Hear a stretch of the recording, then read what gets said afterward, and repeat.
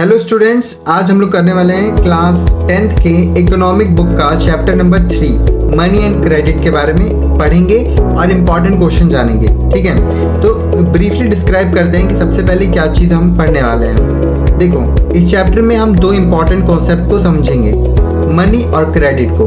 पहले हम जानेंगे कि पैसा कैसे इवॉल्व हुआ, ठीक है, बार्टर सिस्टम से लेकर मॉडर्न करेंसी तक। फिर हम समझेंगे कि मॉडर्न बैंकिंग सिस्टम कैसे काम करता है, जैसे कि कमर्शियल बैंक लोगों को लोन कैसे देते हैं और डिपॉजिट कैसे एक्सेप्ट करते हैं। क्रेडिट क्या होता है, उसके फायदे और नुकसान क्या हो सकते हैं, ये सारी बातें कवर की गई हैं। फॉर्मल और इनफॉर्मल सोर्सेज ऑफ क्रेडिट का कंपैरिजन और कैसे क्रेडिट इनइक्वालिटी गरीबों और अमीरों के बीच एक गैप बनाता है, ये सारी चीज़ें इसी चैप्टर में हैं।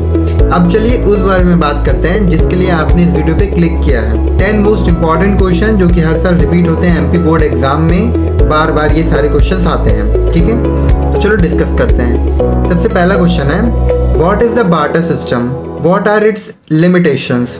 Then define money, how is modern money different from earlier forms of money. Then what is a demand deposit, why are demand deposits considered as money.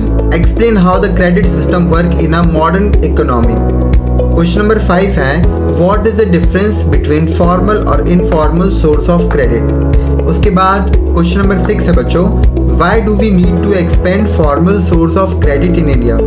Question number 7 है, how to bank play an important role in economy of India. Question number 8 है, how can credit be both a blessing and a curse, explain with example.